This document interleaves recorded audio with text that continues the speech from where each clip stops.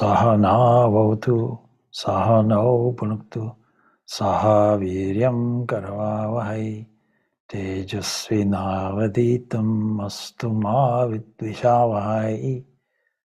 Om Shanti, Shanti, Shanti. May that one protect us both. May that one nourish us both. May we work together with great energy. May our study be illumined. May we not unnecessarily quarrel with each other. Peace, peace, peace be unto all. Om Purnamada Purnamidam Purnat Purnamadachyate Purnasya Purnamadaya Purnamiva Vashishyati. Om Shanti, Shanti, Shanti.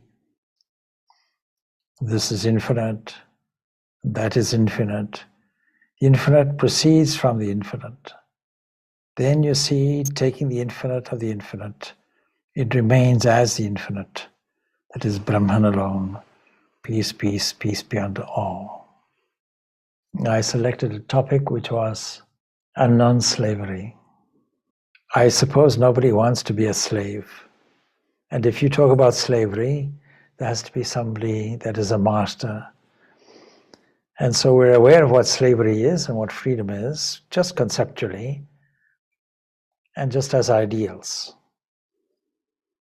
But if you say unknown slavery, it implies that there are people who are slaves and they don't know it. And of course, this applies to the whole of humanity. We know that we have all kinds of freedom. In fact, in the model of Western democracy, United States of America, their First Amendment, constitutional amendment, will say that there is freedom of religion, freedom of speech, and freedom of the press, and freedom of assembly, or the right to assemble, and the right to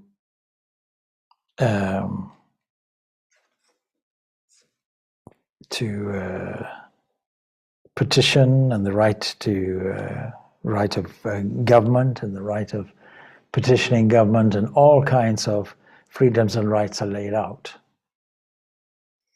But unfortunately, if you want to destroy the concept of freedom of speech, then you tell people who are demonstrating for the freedom of speech that they're all fools.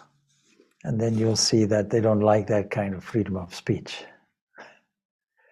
So people enjoy freedom of speech as long as nobody insults you. But what is freedom? I said freedom conceptually. Who has it? Very few people have it. And freedom also comes with the value of knowledge. If we accept the axiom that knowledge and power are the same thing, then when we have power, we have mastery. But we came into this world kicking and screaming, and I don't suppose we consciously selected to do it. Who consciously selects to come into a world where there is war and suffering, natural calamities, where there is fear and doubt, where there is physical pain and uncertainty, where there is a world of toothache, and even worse, a world of dentists that impose it. And then we cannot fly. Man has this insatiable desire to fly, but we know we require wings. Now, man's ingenuity has enabled to short-circuit millions and millions of years of evolution and invent aircrafts where we can use our technology to fly above the clouds. And I once heard somebody say, I wish I was a bird. What a beautiful life. They just fly here and there. What freedom. I wish I could also fly. Many people dream of flying, of course. And this is an auspicious dream because it implies a wish for freedom, not only a wish, but an expression of inherent freedom that people feel they have. But birds are not content because they're flying to find food. And they're always watching to see if they're under attack somewhere. they're always nervous. They have eyes set at the side, and they're always watching for any slight movement if it's unfamiliar. If it's familiar, they know you, that's fine. You can be something like a Francis of Assisi, and birds will settle on your head. And if you're, there's a St. Kevin near here, a place called Glendalough. And so it is said that St. Kevin, who walked there for isolation and for a life of contemplation, sitting in a cave somewhere, bathing in the cold waters of the lakes, it was said that birds came and sat on his shoulders on a regular basis. But you see, most creatures, including birds, are struggling. It was the one of the pioneers. I say one of the pioneers because two pioneers in the evolutionary theory. One is called Charles Darwin, which is familiar to us. The other one is Wallace, who's not given much credit. And so from that moment on, there's an acknowledgement. Yes, life is something like a struggle, and there's something like an elimination process in it. And that elimination process is called natural selection. But there's a drive toward survival. Because if you ask where does this urge to survive come from, then there's no satisfactory answer. Now in the Vedanta philosophy, we have an answer. There is an urge toward freedom in everything. And we can use synonymous terms of freedom, we can use perfection, we can use joy, happiness, supreme bliss, absence of pain. And all of them amount to the same thing. It's a freedom of being caught up in an never-ending cycle which amounts to birth, life, and death. And we know that our attachment to this cycle gives us pain and difficulties. So how to get out of it? First of all, we have to acknowledge that we have a desire for freedom. And then I always think of Plato's analogy.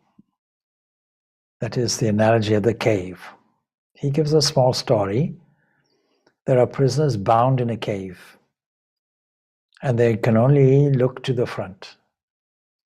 And what they see in the front is shadows, because behind them is a fire, and figures are moving behind the fire and generating shadows, or moving in front of the fire and generating shadows on a wall. And one person who sees, who has a vision to look toward the side and see an external light, gets up from where he is and goes off. In other words, the chains are not real. And he explores and discovers that the shadows on the wall are not the realities.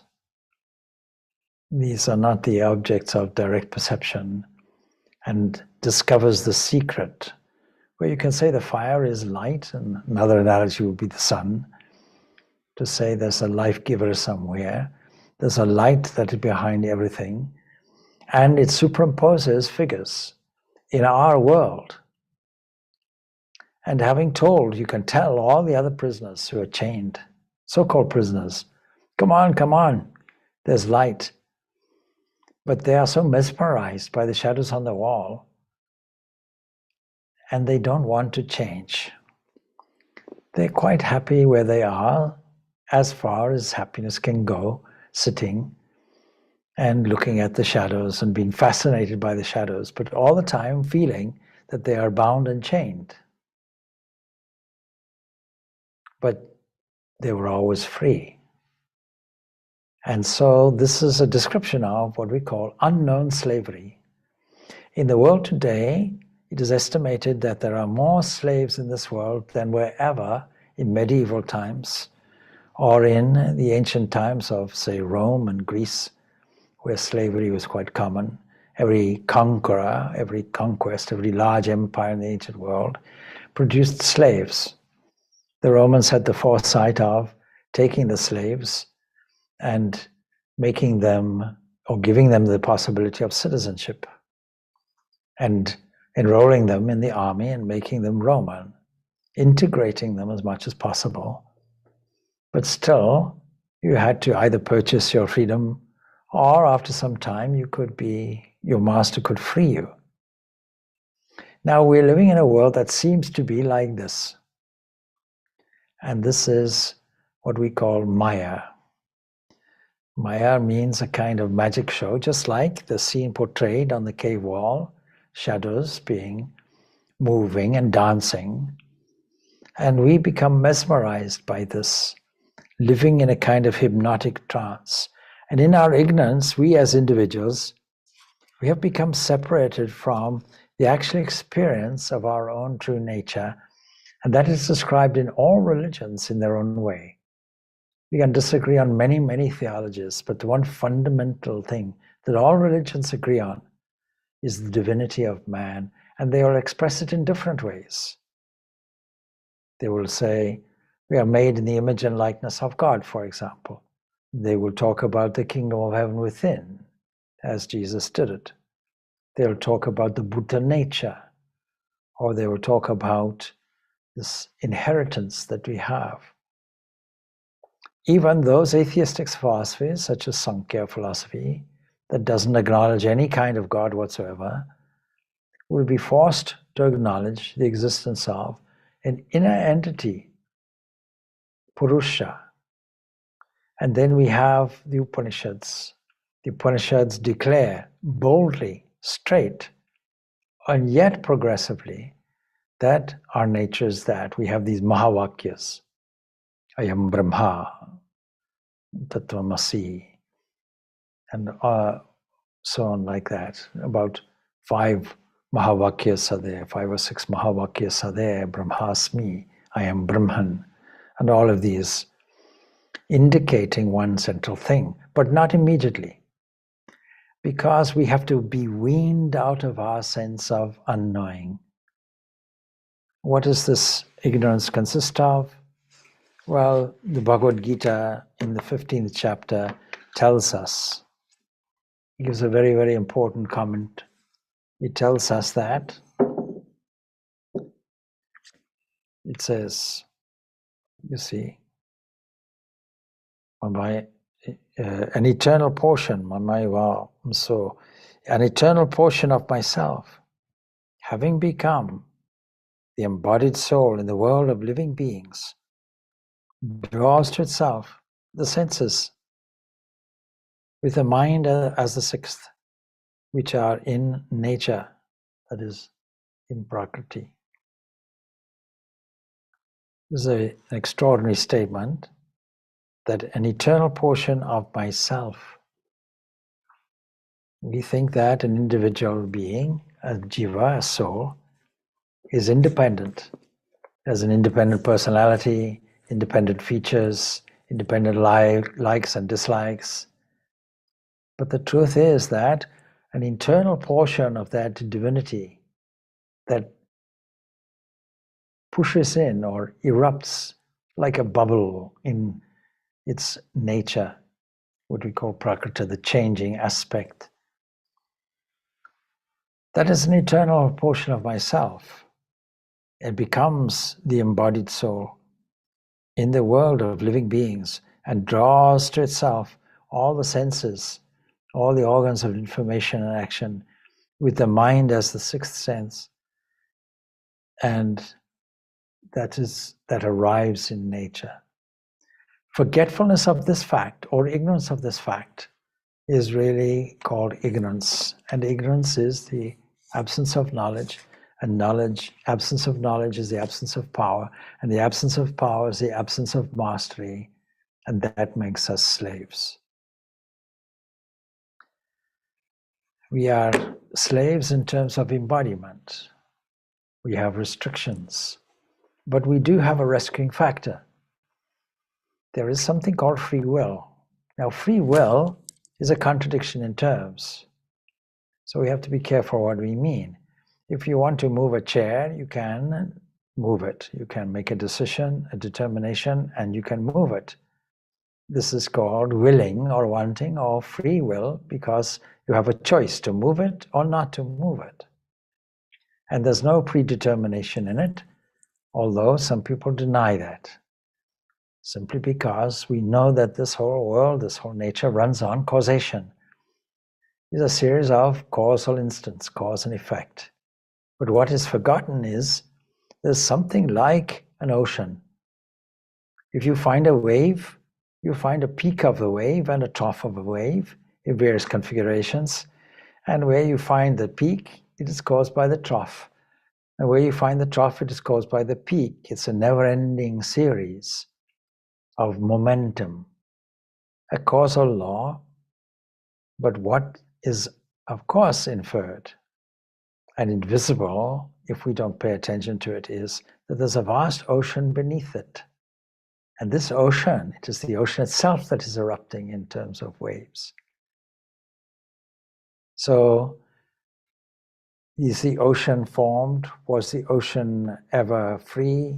Well, all analogies fall down at some point. And if we use the analogy of the ocean, then we get close to understanding what we mean, that there is only one thing there. And if there's only one thing, then there can be no kind of enslavement. There's nobody to enslave, and nobody gets enslaved, and nobody enslaves. In the Gospel of Ramakrishna, in a conversation held at Dakshinaswar, March 9th, 1883, a question is asked, and Ramakrishna himself is asking the question and answering it also. The question goes, so why doesn't God free us from the world? This is a question he's asking to himself. He will free us when the disease is cured. He will liberate us. He will free us from the world when we are through with the enjoyment of woman in gold. And woman in gold is Ramakrishna's way of expressing the two genetic directives that keep us going in this biological life of struggle, namely the wish to propagate the species. That is what Darwin is calling the natural selection, the survival of the fittest.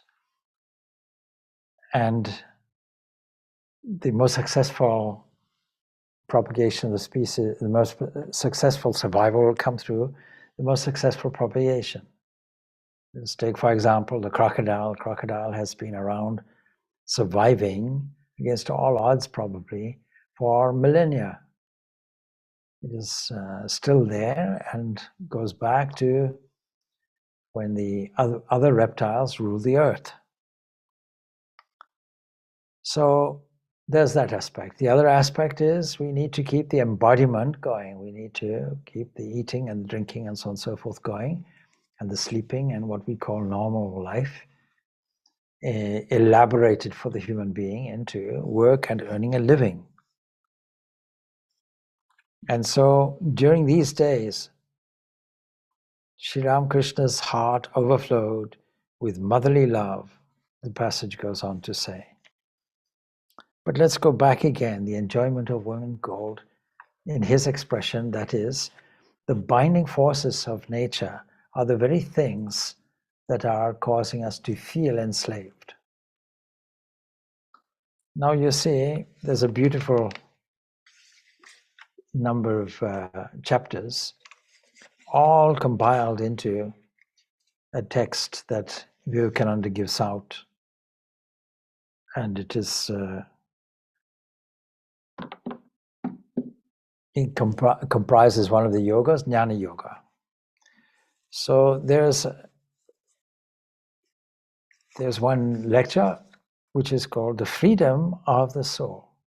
And there's some interesting things that he says.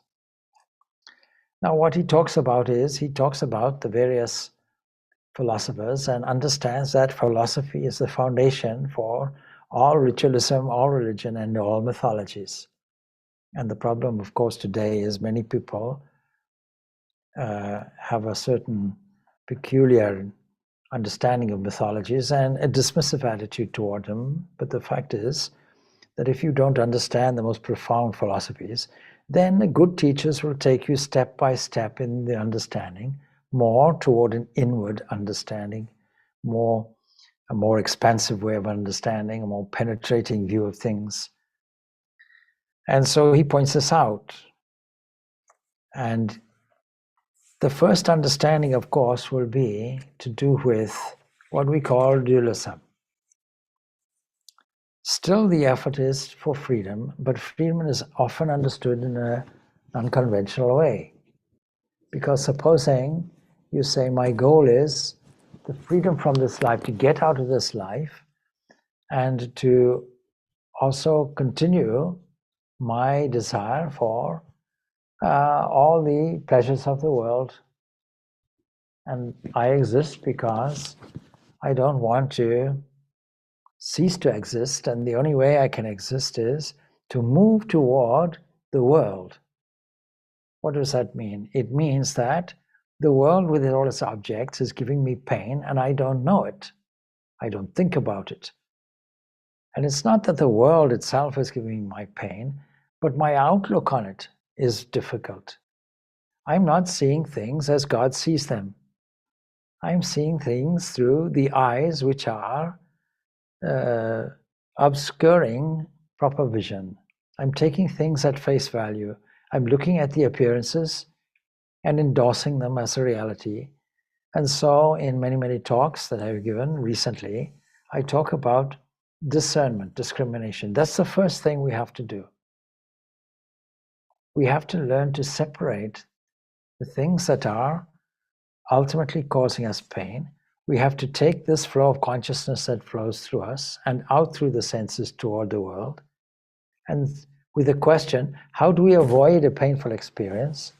Well, knowing that the objects or our reaction or attachment to the objects are causing this discomfort, then by a systematic scientific process, we can invert this consciousness within. And as we do that, we remove layer after layer after layer of misinformation, miscalculation, misunderstanding.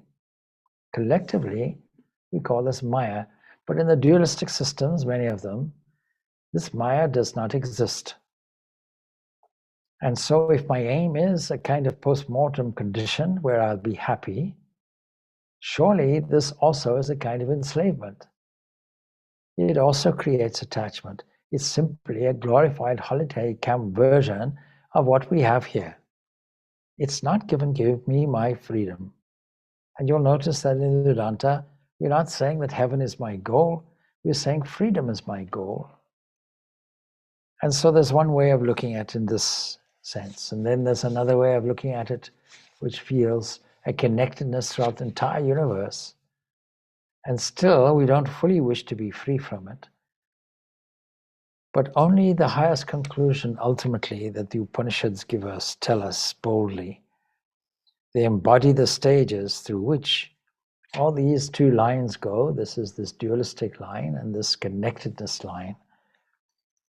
And the last word, of course, is the statement Dawadat, contained in the Chandogya Upanishad.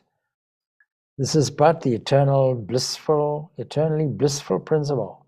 And that one is manifesting itself as all this variety, is a quotation here from Swami Vivekananda in his lecture, Our Freedom or the Freedom of the Soul. Now he points out that these philosophers who discovered this one principle,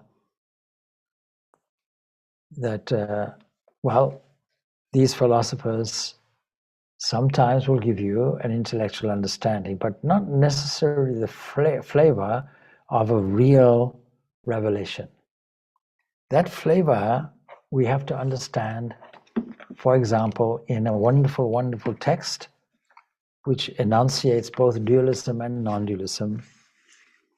And it is Avadutta Gita, that is the song of the liberated person, the person of direct liberated experience. There's a number of beautiful stanzas within it. And of course, the story about it, everything starts, as I said, from mythology.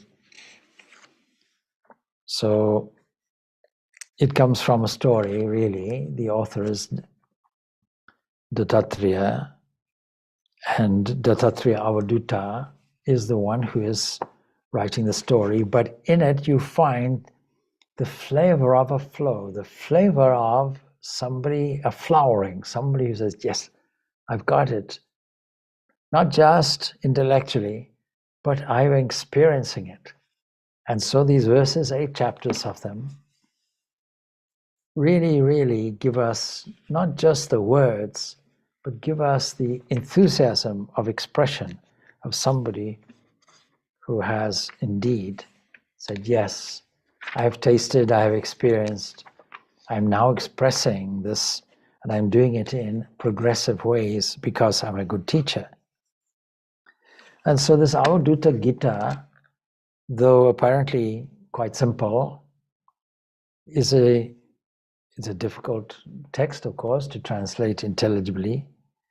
And the difficulty is that further enhanced by the ambiguous words and the grammatical instructions and so on and so forth, we may have some difficulty. And that is why, of course, commentary is necessary, but also the difficulty lies in unfamiliar ideas. The unfamiliar ideas are this. I've just said our goal is freedom, but there's another way of looking at it. Our goal is not freedom because it's not that we are free and it's not that we are bound. There's a transcendent position which is neither of these. If you take the analogy again of the ocean, is it free or is it bound? Well, of course, we can say it's bound by shorelines, but then you see a primitive person looking out toward the ocean will not see that. If you ask a question indicating 2 ways of looking at things. Now, in geography, you'll understand that there are so many continents. I think there are about 6 continents, I'm not sure, 7 continents maybe. Antarctica is one, America is one, North America, South America, Europe is one, Australia is one. So Africa is one. So in this way, we can say these are several continents. Supposing now you're a giant, something like a figure in Gulliver's Travels. Supposing that you can dip your feet into the sea and the sea only comes up to your ankle. And you wiggle your toes and you explore the mud which is there.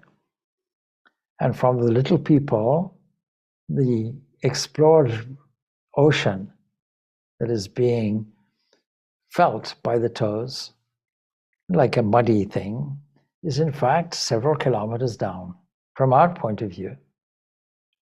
Now, looking out over the entire range of the horizon, how many continents are there? There's only one. There's only one landmass. It's only that. Some of it comes up over of the surface of the sea, and some of it is down below. It's just like bumps, actually, in the ocean. So we have to learn to shift our point of view until we understand this oneness. And what's the benefit of doing that? Well, then we experience this freedom that is behind our will. I mentioned that you cannot have the term free will. You can maybe say free choice, because freedom has no conditions or restrictions. There's no longer freedom. So freedom and will, these are contradictions of terms in a sense, because there's an unbounded area behind everything, sitting behind everything. And not only that, but when we look at things properly, in their proper context, and put conditions on them, then we see that it is one glory being manifest in different ways everywhere. And that gives us a deep and profound knowledge and shifts our point of view to the extent that we no longer suffer from the slavery of misery, because we now have knowledge, we have mastery, we have power. We have now mastery over various things. The whole idea of freedom is there's absolutely no restriction whatsoever. It was a great inferential discovery that there must be fire in a flint or in wood, so that when friction is applied, then fire comes. And so this is also can be viewed as an analogy, that if we want the light of knowledge to be lit, as it were, for us to be on fire from within, then it requires the same principle, it requires friction.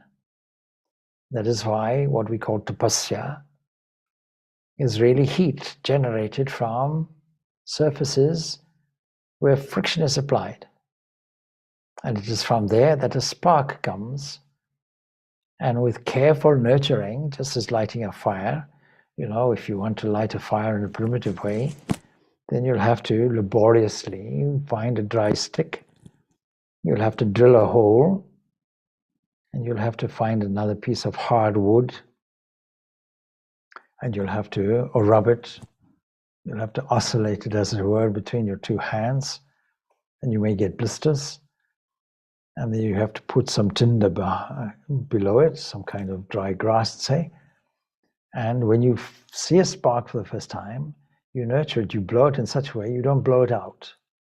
You supply sufficient oxygen to it. And there, suddenly there's something like one flame and then another one and so on and so forth. And you nurture it still applying fuel. It's not an easy process. And so we should ensure that we are not put off by the process, but understand the reward is complete freedom and complete mastery, therefore, because when we master fire, in the analogy, then we master our avenue toward freedom, and we've then mastered the whole world, if there is such thing as no two. There's a passage in the Avadhuta Gita. It tells us, Vishuddhosi samantatvam videham ajam avyayam viprabham katham atanmate vibrantoham katham punaha. Yes. You are that pure, unchanging reality. You have no body, you have no birth, and no death. How then, is a question, can delusion exist for the intrinsic self? And how can the self be deluded? It goes on, answering the question, Gate bine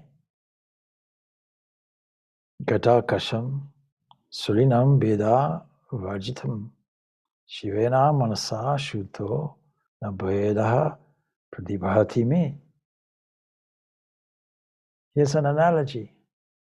When a pot is broken, the difference between the inside of the pot and the outside doesn't exist. And in the same way, similarly, when the mind is purified in the ultimate, that is in Shiva, in this context, this is a supreme principle, it's called Shiva, there appears no duality to me. Let's have a look at this statement because it's a wonderful analogy. Imagine that there is an instrument, internal and external, for our classification. The external is called the body, internal is called the mind. Collectively, it's called a pot. When the pot is broken, then there's no difference between the inside of the pot and the outside. Even when the pot is existing, the air, which is on the outside, is also on the inside. And there seems to be a dividedness. When you break the dividedness, there's no inside, there's no outside. And then, in reality, there's no pot. There's no space within, no body, no soul within. And know that there is only one that is called Brahman, there is only one Brahman who is beyond both the knower and the known. Kevalam Brahma samvidi veja vedaka varjitam. Everywhere, eternally, in everything, only the self is constant. Everything, nothingness or existence is only myself, self with a capital S, Atman. I know this without doubt. When he says without doubt, this indicates this is not just philosophy, it's not just intellectual gymnastics. This is the expression of a discoverer. Vedaha na lokaha na sura na yajnaha varnashrama naiva kulam na jatihi. There are no Vedas, no scriptures, no people, no gods, no sacrificial rites, no classifications of life, neither castes nor creeds, neither smoky, unclear paths nor well-lit paths. There's only Brahman, the one supreme reality. That's the fact of it.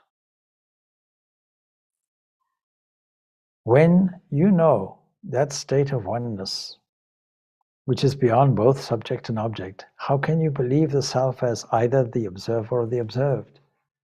You see, in the Upanishads, in our philosophy, we talk about the field of observation.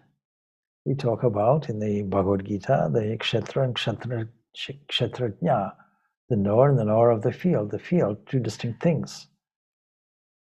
When we take the drik drishya viveka, when we take the discernment between the seer and what is seen, we make a distinction between multiple fields until we come to our ultimate conclusion.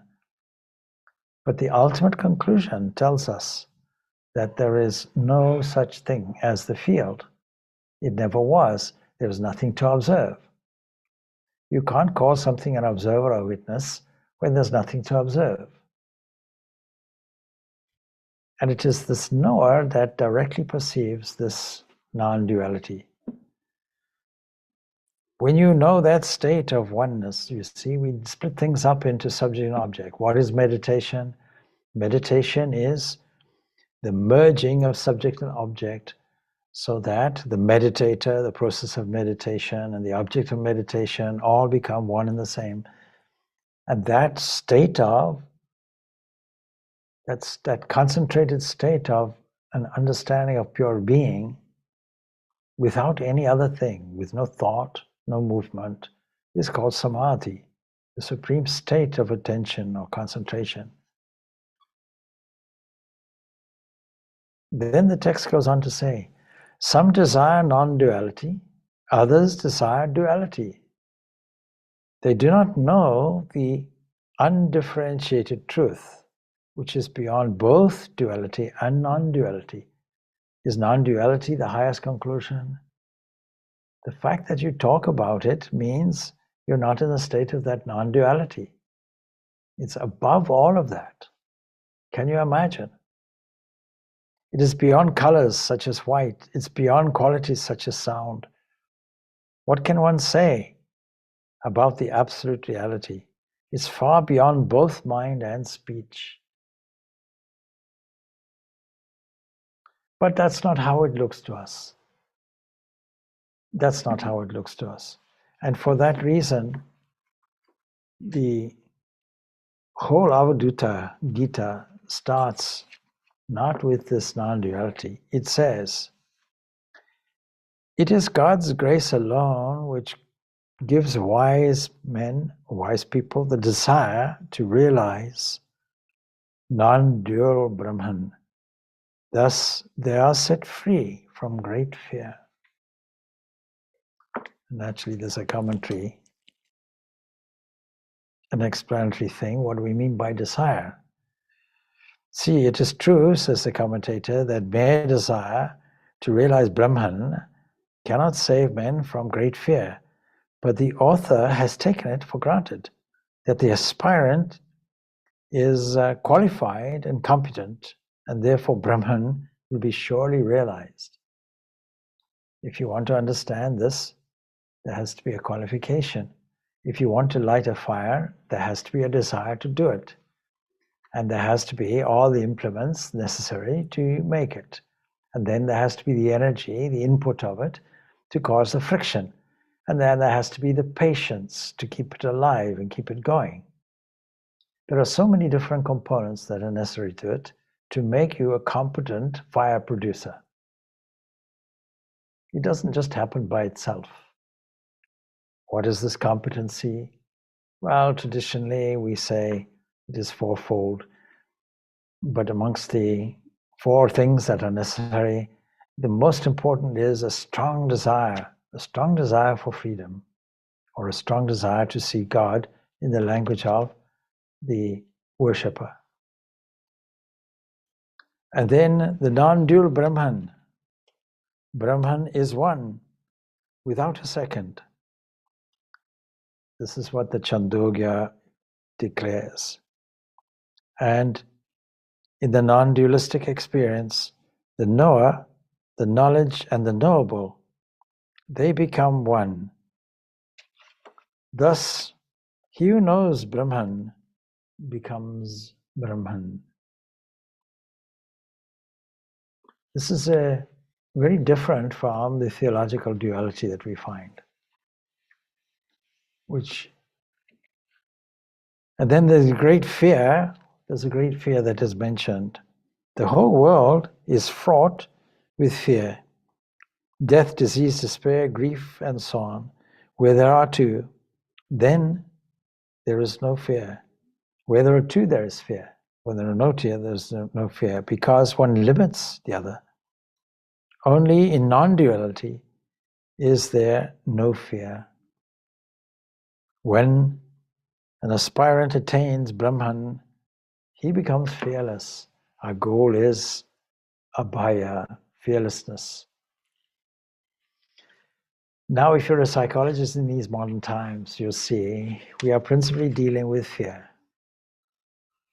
And when we are dealing with fear, I don't know if it's a good idea to say, please lie on the proverbial couch and let me allow you to tell me what a fool you are, and I'll charge you, and even when I pause, I'll continue charging you money, and arrange things in such a way that your time is up and you can book an appointment. Week after week after week, we'll go through the same thing, digging up all these subconscious psychological difficulties and aberrations. Then we'll find out the cause of your misery. But that doesn't do it, because the cause of your fear is you assumed there was more than 2 things. We understand this very much when we fall into a deep sleep, as we do every night. We have a dress rehearsal for death, then we go into a non-dual aspect, but it is a non-dual where ignorance is compounded into a sense of nothingness, a sense of blankness, except peace is there, no doubt. But we reincarnate, as it were, in the waking state, still being a fool, going to sleep as a fool, waking up as a fool. Nothing much happened. But there is an entity that observed it, and that collective consciousness that we call waking and dreamless sleep is all witnessed by an independent witness. But that still has a duality to it. It is the field, if you want, collectively, of the variations of consciousness, conscious states, and there is an independent witness. But you see, when all these states go, then there's no witness at all. How can there be? There's nothing to witness.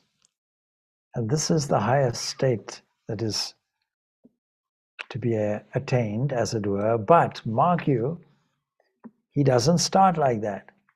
He starts with, it is God's grace alone which gives wise people the desire to realize the non-dual Brahman. We all rely on God's grace. And where will we find it? You don't have to look very hard. Everyone is thinking. That thought itself is divine grace flowing.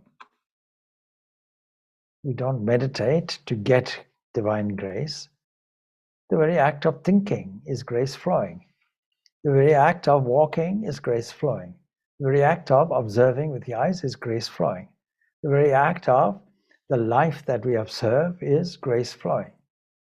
When we register everything to the one, then a kind of inner awakening starts and leads us to this aspect of non-duality itself, where all of it is gone. And and we find the ultimate benefit of that.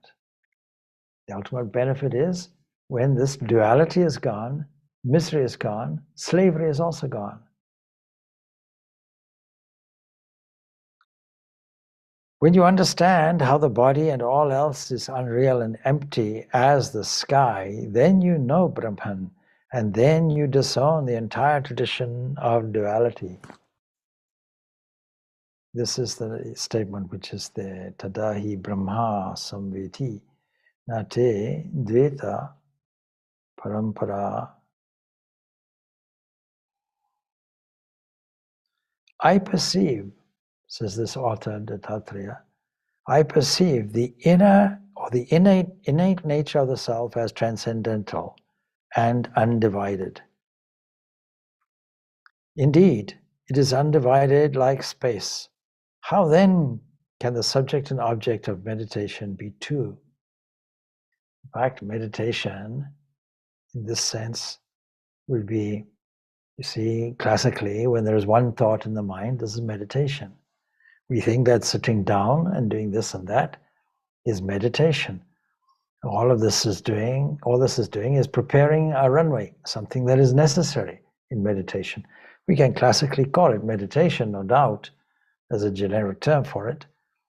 But meditation as an aspect of the process is where only one thought remains in the mind, and when no thought remains in the mind at all, then this is that step beyond meditation that is called complete absorption or concentration or samadhi.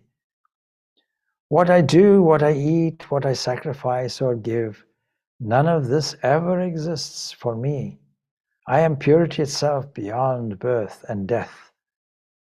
Imagine if we assert this constantly, how much our life will change. And then know this entire universe is formless. Know this entire universe is changeless. It doesn't look like that. There's a James Webb telescope that now has discovered galaxies where they shouldn't be.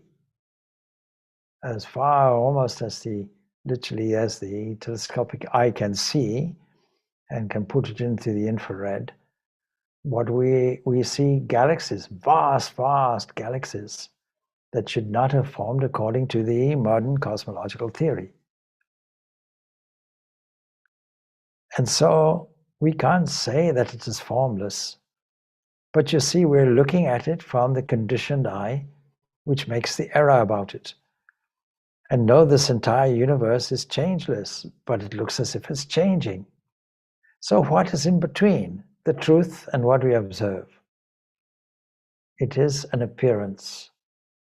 It is the interpretation that is given through the 5 photographs of what exists, the 5 senses, along with the 6th, don't forget.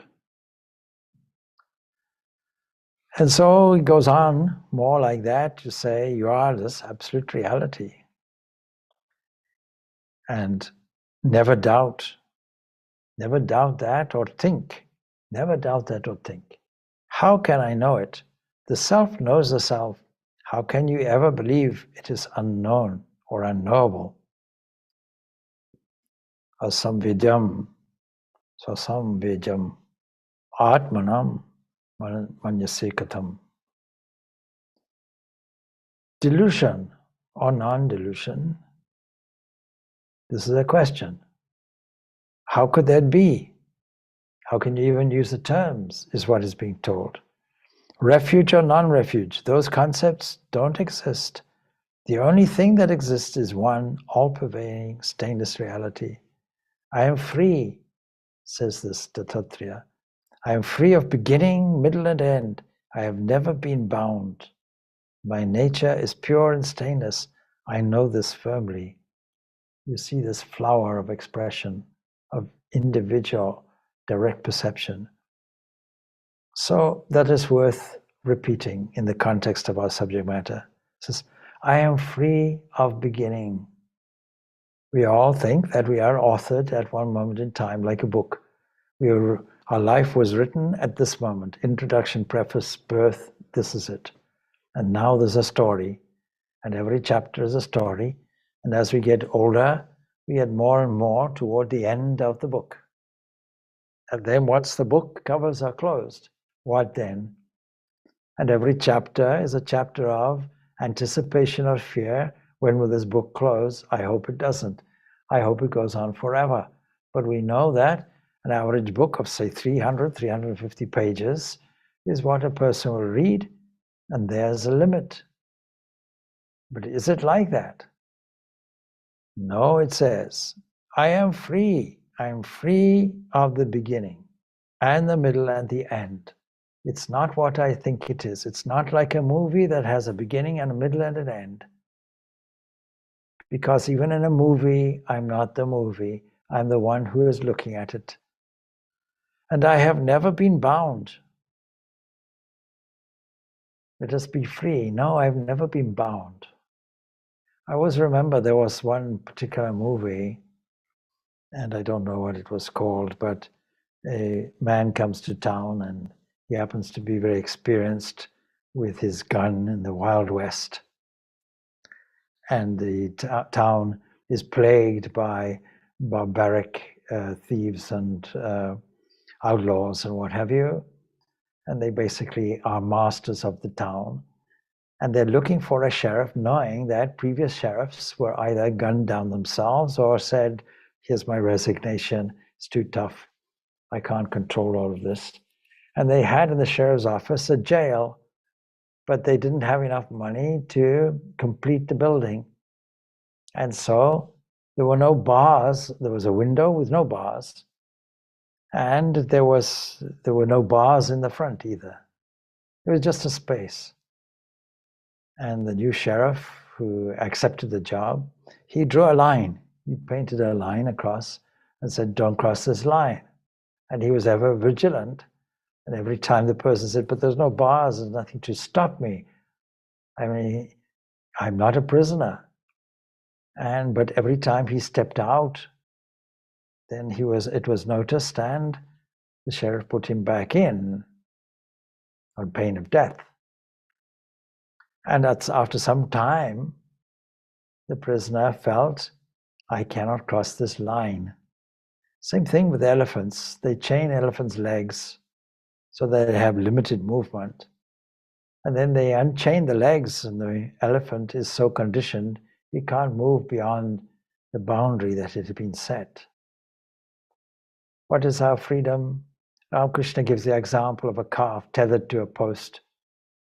You can give it a long rope and it can move about in the field, and it thinks it has freedom and freedom of movement, but it is always tied to a post and doesn't really know it. So we are unknowing slaves, suffering from an illusion that this is all there is, and we are helpless. And we have no control of the mind since it's our nature. And in order to deal with the psychological aspect of it, we have to engage an external authority to do it. Something called a psychiatrist or a psychologist or something like that is employed, not understanding that we are inherently the masters of our own destiny and that we are eternally free, and that an eternal portion of myself, says Krishna, has embodied itself with the senses and the mind as the sixth. So I am free. I'm free of beginning, middle, and end. I have never been bound. There's no question, therefore, of my goal is freedom in this sense. Only when we feel bound do we say, my goal is freedom. My nature is pure and stainless. I know this firmly. If you repeat this as a mantra constantly, what will be the effect? Whatever you repeat, whatever you meditate on, comes to you is the rule. And then it goes on, to me, he says, the great expanse of this universe appears as nothing. Brahman alone is everything. Where then are the stages of life, or the ashramas? The idea is you're destined for a 100-year lifespan, divided into 4 things. These are called the ashramas, or stages of life: studentship, household, and then vanaprastha, forest dweller, and then sannyas. But where are these stages of life? Where are these social divisions also?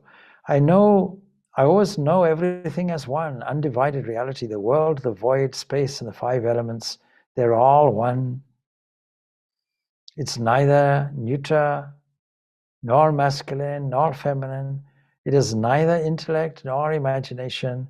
How then can you believe the self is blissful or not blissful? You see the thinking. Practicing even the 8-limbed or 6-limbed yoga will not purify you. Conquering the mind will not purify you. A guru's teaching will not purify you. Purity is your very essence. It is your consciousness. What a marvelous series of statements that you don't find really anywhere else. Neither the physical, born consisting of 5 elements, nor the subtle body exists. The self alone is everything. Where then is the 4th state of mind, or the other 3 states? And it goes on like that. Now, very often, naturally, I come across people who start off from the bound position, assuming that they have a problem, be it physical, be it psychological, be it emotional, be it domestic, or be it to do with your career, whatever it is, pressure of work and so on. And it is all based on the sense of duality. But since duality is our experience, how do we get out of that? How do you persuade somebody that these statements that I've just read out, taken from this Avadutta Gita, are true and accurate, are the reality? Firstly, logically, there's no doubt they have to be the reality. We can go through the philosophy of that, but the highest generalization is one of oneness, one energy, one source of matter, and one existence. Ultimately, that's what we're led to. So how can we lead the mind and persuade the mind that this is something like a dream, something like a superimposition of impressions, an interpretation of oneness that gives us difficulties and miseries? We have to do it progressively, step by step. First of all, we have to at least make a rudimentary discernment of what is real and what is not, what is changing, what is not, and practice that continuously.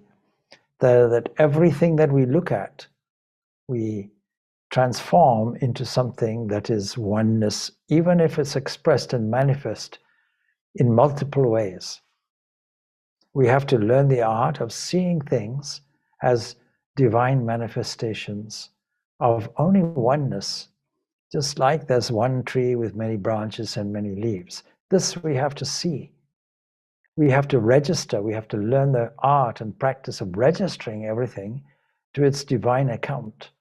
And doing that and saturating the mind with those kinds of ideas until we get a purity of mind that tells us straight away, there's no mind, there's no purity, I am purity itself.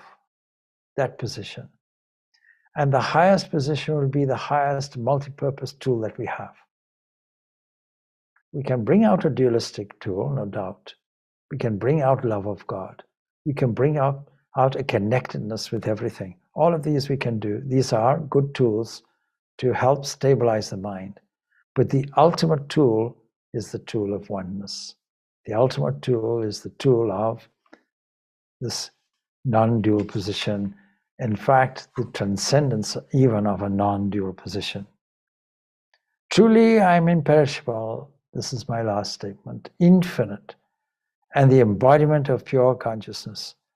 I do not know how happiness and misery are experienced, or who it is that experiences them. So this is the Song of the Ever-Free, that is the Avadutta Gita, and it's a wonderful text. And when we want to bring out our non-dual tool in the midst of the most critical difficulties, then this is worthwhile to bring out and assert it and shift our awareness to the non-dual position. We have 3 ways of viewing the world, broad ways, philosophical ways. We can see that there is a duality register everything to the beloved. We see the divine self inside everything. And then we see the flow through everything. And then we see as everything. And what this Avadutta Gita is saying, and beyond also. Om Shanti, Shanti, Shanti. Peace, peace, peace beyond all.